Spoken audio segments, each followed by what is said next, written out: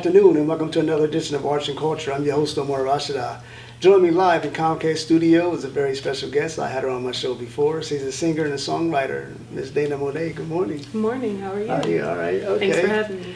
No problem at all. So how'd you get started being a singer? What made you decide that, hey, I want to go out there and use my voice? So it's kind of been an organic talent of mine that I've had, since I was a little girl. So it's always something that I've wanted to do. Nobody really pushed me to do it or anything like that. So I've just always wanted to sing. I've been singing since I was 2. I've been writing since I was probably like 11 or 12. Wow. So it was just kind of natural for me to do that. And then slowly but surely I started getting into talent shows and getting involved in different performances within, the metropolitan area, like New York, Philly, of course, right here in Delaware, and things like that. So, just continuing to progress. Now, do you consider yourself an independent artist? Oh yeah, definitely. because you're your own manager. You don't have anyone scheduling shows for you, making deals, financial deals with you. I mean, you do it on your own. So. Is that by choice, or do you hope someday to get a manager? Well, independent artist actually just means that you're not signed to a major label. Okay. So there's actually a lot of independent artists out there who have, managers and a team. I would most certainly prefer to have a manager and a booking agent. I mean, if you're out there, definitely holla at me. But for now, I am kind of doing everything by myself in terms of the singing and songwriting and distribution and everything like that. Now you get your songs, you write your own songs. Yes. That reminds me that I write my own plays. When you're a writer, you take your craft very seriously. Yes.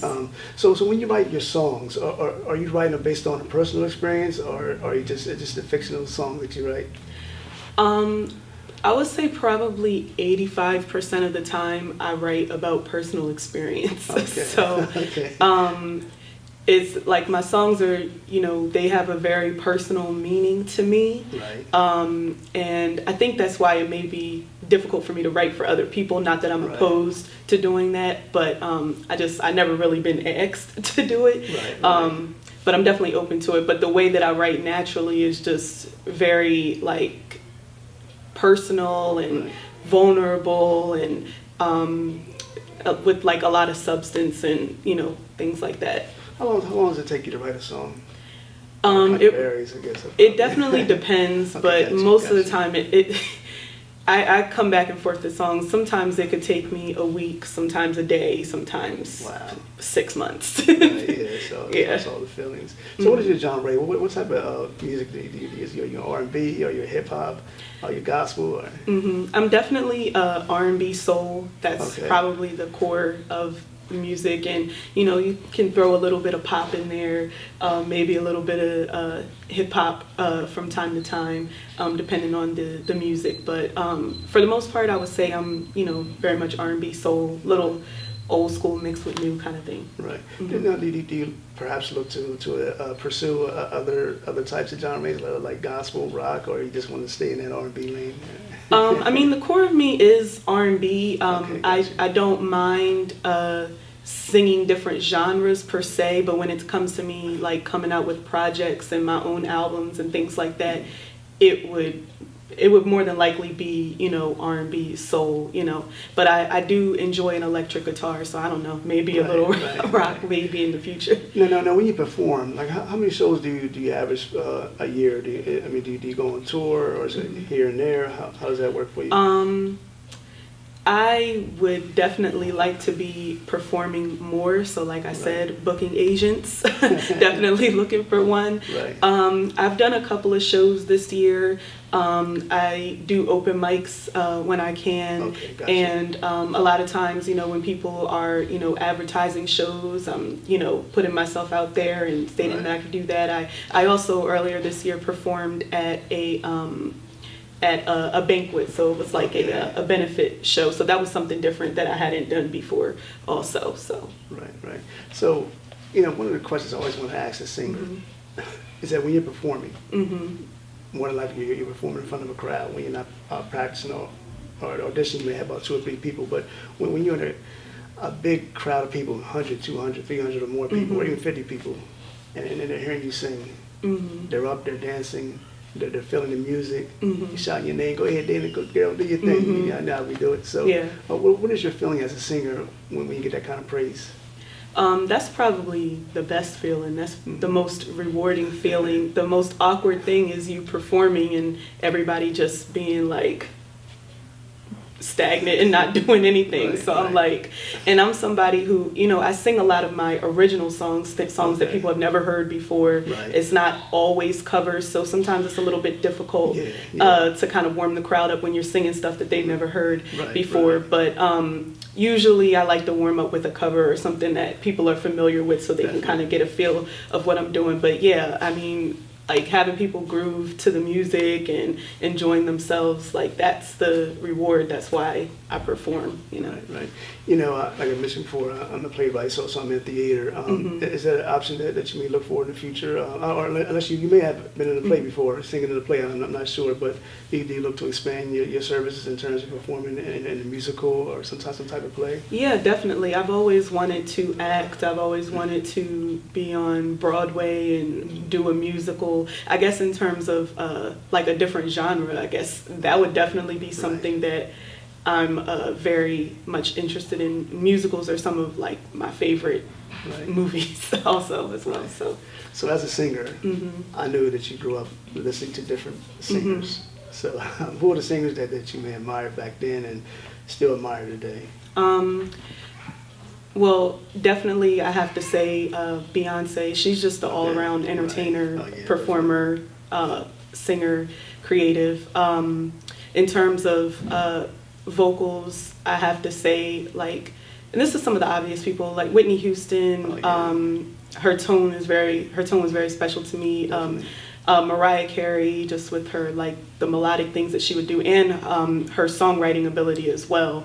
Sometimes if you listen to my songs, you might hear some Mariah Carey-isms in there. But I also enjoy like Phyllis Hyman, Anita Baker. I like a lot of like the deep voice, like sultry kind of tone singers and stuff like that. So, but my inspiration is across the board. Right, that's definitely, you need some heavy hitters, and they open the doors for young performers like yourself. And I know it's not easy, singing in front of it's not easy performing in front of a crowd, because sometimes you look at shows like the Apollo Board, if you ain't got it right, they'll kick you off stage. Exactly. So have you ever thought about, or did you ever audition to be like American Idol or some of the other well-known television singing programs? I actually have done quite a few auditions for American Idol, The Voice, and X Factor. I've auditioned for The Voice the most, and it's been maybe about 2 years since the last time I auditioned for one of those shows. And I mean, it's really like a luck of the draw type of thing. So I try not to get discouraged, because it's not always based off of like your talent. It's just about, it's about casting. It's about certain personalities and getting a mixture of different types of artists or something like that. So I try not to take it personal, even though I did a little bit. But definitely that's been a part of the experience as well. And, and being a performer, whether it's singing, whether it's dancing, whether it's acting, we all, at some point, one time or another, we all got rejected. So giving advice to other singers or even other type of performers, what words of advice would you give him or her in terms of dealing with rejection? I think that it's always, something to learn from rejection and, how to grow. I mean, even in the instances where I felt like I did everything right, why was I rejected? I just think of it as this wasn't, the right time, this wasn't the right setting, especially when it comes to the singing competition shows, because that's really like, it's really, really up in the air. So I just feel like things like that, you just can't put all of your faith in and all of your eggs into one basket with that. But with anything, I just think that, find something to learn from out of the experience and to, improve on. And if nerves is something that's a big thing for you, like it is for me, then try to figure out something that is going to release your nerves. If you need to shake it out a little bit before or scream, or you need to jog a little bit or something, do Right. something to get rid of the jitters, because that affects your voice. So yeah. Definitely. One of the things that I love that's amazing is hearing a song where you have two different performers singing it. One performer may be featured in the song. You have like Drake and Rihanna. You had Beyonce and Jay-Z. You had the song "Missing You." You had Brandy, Shaka Khan, and Tamia. Yeah. Have you ever did a duet with anyone else before? Not really. Okay. Not something that has been like put out. The closest I've probably gotten to it was just performing and like had background singers. But I definitely have always wanted to do a duet, like particularly with another like male singer, like kind of bring back those male-female duets of like the 80s, Right. 90s types of things, like, like the Fire and Desires and like the Make It Last Forever, like Oh, those yeah, types of yeah, songs. yeah. Like I would love to do something like that, and I think that that's missing from today's music. Right. Yeah, I guess a big difference because growing up in the 80s and 90s, there's just so many great songs. And it's just like today, you don't hear that type of song. As a matter of fact, you had back then you had New Edition, Boys to Men. I mean, I don't even know of any well-known groups out there. Yeah, do you know any groups out there? No. You had SWV, Salt and Pepper. I mean, now today it's like, wow, it's really no groups. I mean, unless they're underground, but in terms of well-known groups. Have you ever done groups growing up as a child, or? No, I've never been a part of a group. Essentially, I'm not sure if a group is for me, but I do enjoy collaborating with people and things like that. But I think that I definitely would have, if the opportunity presented itself to me. Right. I would have taken advantage of the opportunity to be in a group, because I think that not only does it help with your performance and your comfortability, but just like the camaraderie of having, friends and, that are always around that you can immediately relate to and things like that. So I think there's a lot of pros to being in a group. Okay, we've got a couple of minutes remaining. You have an upcoming CD coming up. You want to mention some of the songs you got on there and talk about it a little bit? Yeah, well, I do have it's a single that's I have coming out very, very soon, sometime in mid-October, and the song is called Venus, and it's I study astrology, so Venus is one of my favorite planets in astrology. So basically, awesome. I'm kind of throughout the entire song, I'm talking about the planet Venus and what it represents, and it's very feminine. It's about the divine feminine. It's very much about love and pleasure and your enjoyment and just. It's about happiness and just really embracing your femininity, I guess, so to speak. So it's a very it's for the ladies, but it's about expressing your femininity and things like that. So it's an empowering song to feel good in your feminine space. You know what I mean? So how can people? They can download it, right? Yes. So I guess once you get your release, but you mentioned that you're looking for a booking agent and or a manager. So how can those who are watching get in contact with you?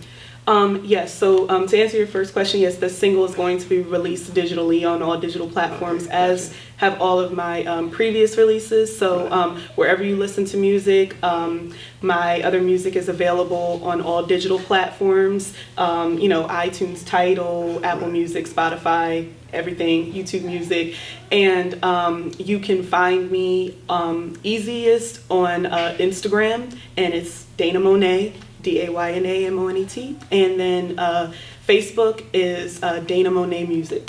Okay, Dayna, it was good having you on. Thank you. I'm quite sure I'll probably have you on again. Yes. so once it comes out, just let me know. Yes, absolutely. Right. You're watching Arts and Culture on Comcast Channel 190. We're going to take a short break, and I'll return with my next guest.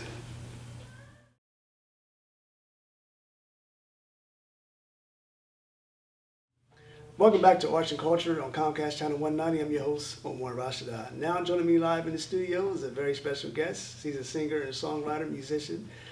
Miss Samantha Hollins, aka Miss Ghetto Songbird. Good morning. How are you? Good morning. Good afternoon, rather. Yeah. I was just saying good morning. Okay, Yeah. so how did you get started in terms of being a guitarist and being a singer? It was all by accident, actually. I was more of a songwriter at first. I wanted to write songs for the world. My dream was sitting in my room on 16th and Master in Philadelphia was to write for Whitney Houston and artists like that. Okay. But the more I started writing, I was like, somebody has to sing these songs. So I started doing talent shows and started singing. Then I had a guitar player by the name of Hassan, and he used to play with me in North Philly. Strangely Wicked, he called himself. And one day he decided to start his own band, so he couldn't play for me anymore. Oh, wow. And I was like, oh man, I got like 3 more gigs. Can you please finish with me? He's like, no, I got to do what I got to do. Wow. So I had to figure out how I was going to get to a guitar player. And I knew this guy on Black Planet at the time that played in New York, and I asked him to play with me. Okay. And we started playing together. But in the back of my mind, I always thought, I don't ever want that to happen to me again. So while he was playing for me, I was studying guitar by ear at home, trying to figure it out for myself. And eventually, I became a guitarist. That's awesome. One of the questions is, I got to ask you this question. How did you come up with the name Ghetto Songbird? Another 16th and Master story. Okay. Sitting in my room as a little girl, just listening to that bird outside my window all the time singing. I was like, that's so beautiful, because you got to understand where I come from. There was a lot of violence and drug stuff going on. Yeah. So I'm hearing yelling, hey, you did this, all that stuff. Right. So in the midst of that, I'm hearing these beautiful birds. And when I needed a stage name, I thought, Ghetto Songbird. Wow. Named myself after that bird outside my window. That is awesome. So people can know that beautiful things do come from the ghetto. All right. Now, what is your genre? Are you R&B, or are you neo soul, or are you gospel? What's your type of music? I would call myself rock and roll. Oh, and the okay. reason why I say rock and roll is Okay. because rock and roll is like a gumbo of everything together. Right. My music might be hardcore and rock out, but it also has the element of soul, funk, jazz, and other world-style music mixed in between. Right. Now, prior to the program, you were mentioning that you're your own manager, and your husband's your co-manager. Yes. Do you consider yourself an independent performer, independent singer, songwriter? Oh yes, very independent. And that didn't come because I wanted to be. Okay, gotcha. At the start of my career, 2002, well, actually I started in 2001, but I started getting shot for a deal by my mentor Rosalie Brooks in LA. Right. But I didn't realize that people were not signing black women who does rock and roll. Right. So I had no choice to be independent. Is there a lot of black women who do rock and roll? 'Cause off the top of my head, I can't think of any. We're all over the world. Oh, wow, okay. Gotcha. When I first started, not as many, but now Okay. it's multiplying.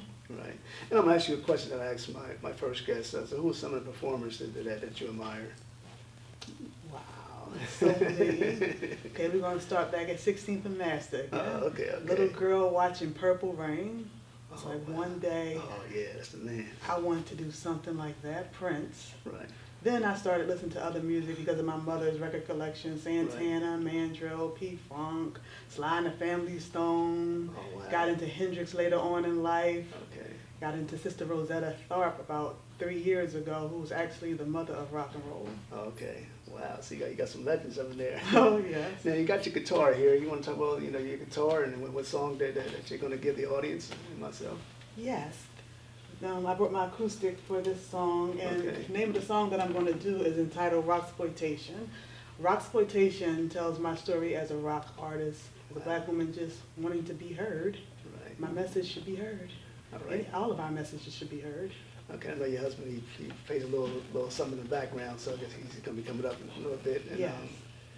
play it. And so did y'all, in all your songs, or the most of your songs, did y'all play together, or is this a special song that he's joining you? My husband, Ronan Ali, he's actually a singer-songwriter and percussionist in his own right. Okay. So, yeah. But he plays drums with me. Okay. Yes. That is awesome. That is Yeah. awesome. So being a singer and a guitarist, I mean, that's a very special talent.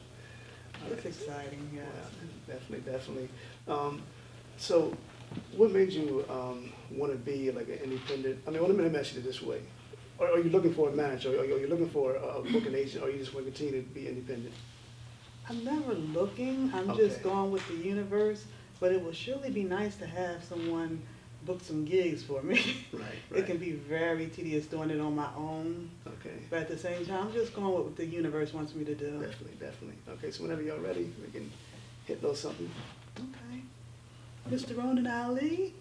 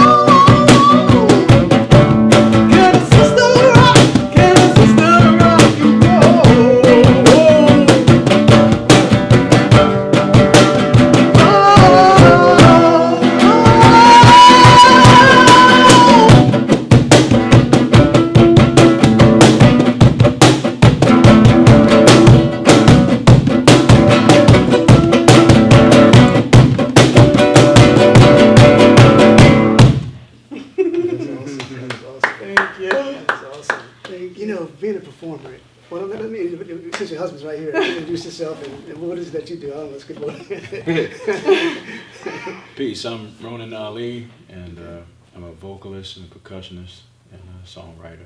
Now the fact that you two are husband and wife, is it easier to work together when you're writing songs together, you're playing together, or does it matter? Or He won't let me write with him, so I won't let him write with me. okay. But working together, yes, because when we have to rehearse for shows, Right. and we're in the midst of taking care of our 4 children, we can just rehearse real quick at home, then get back to washing dishes or whatever else we were doing. And this is my first guest, and I'm going to ask you the same question. When you perform in front of a live audience, whether it be Philadelphia, New York, Delaware, wherever else you perform, and they say, go ahead, sister, rock it, rock it. They cheering, they jumping up and down, they clapping their hands, they're dancing. What goes through your mind? You know, when I'm on stage, I'm not really in my mind. I'm somewhere else. But I can feel the energy, and that energy just fills me up, and it pushes me to groove even more and harder. Right. So the songs that both of you write, both of you can answer this. Are you writing it based on your personal experiences, or are you just is it like a fictional story? We can start with your husband and then It can be either. either one. Okay, gotcha. Personal, fictional story, just a thought to provoke thought or conversation, something like that, or instrumental, which is all personal anyway. Right. Mhm. For me, I'm constantly writing my story and the story of Black women through my music. Okay. So, cause it seemed like I was listening to it and I heard messages. So with all your songs, is there like a strong message that you want your fans and the audience to? Very much. I don't write just to write. It has to be a message. Otherwise, there's no reason to even do this, because it's not all about getting fame and money. When I put art out there, it has to have a strong message, and it has to send some type of inspiration or just thought-provoking for my audience. Okay, so how many releases have you got? Well, I'm saying recent releases, and do you have upcoming release coming up soon? I have one release. Okay. I'm more of a performing artist, Okay, but my gotcha. husband is pushing me to get in the studio. So I have my Out of the Earth release, which is on ReverbNation.com/Ghetto Songbird. And I'm working on tons of music that I've been playing over the years.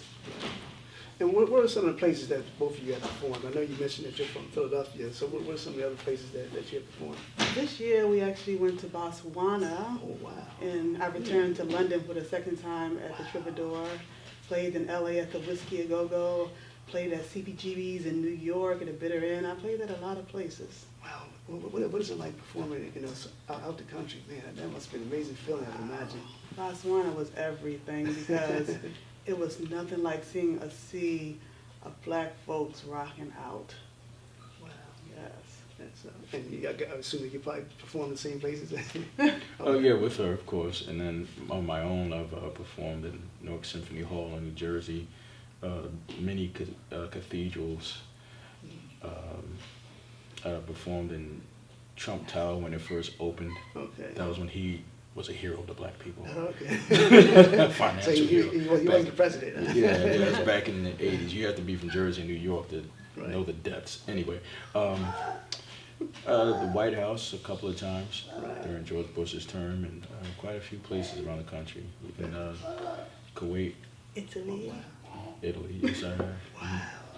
That must have been awesome. Opened up with the Fugees and Fugees before they came out with that big second album, The Score. Oh, so what was that experience like? Open up for the few. I didn't know all this new stuff, man. Oh, me and my friends, I was in a rap group at the time Okay, called got it. Bottom Line. Okay. And it wasn't even our show per se. It's just Right. some kids in high school, some friends of ours, my sister's age, 3 years younger than me. Okay. They wanted to have a hand and start promoting and doing shows. Right. So they asked if we'd like to open up for the Fugees. And the Fugees were only getting bigger because of the remixes off of their first album. Okay, got you. Like Nappy Heads and so forth. And we didn't know about the second album coming up. Nobody knew. But the album came out for like a week or two later, and then that's all you heard Wow. through 1995, 96. So. Okay, being a performer, as you may not know, I'm an actor and a playwright. And whether you're acting, whether you're writing, whether you're singing, hip hop, dance, it takes a lot of commitment.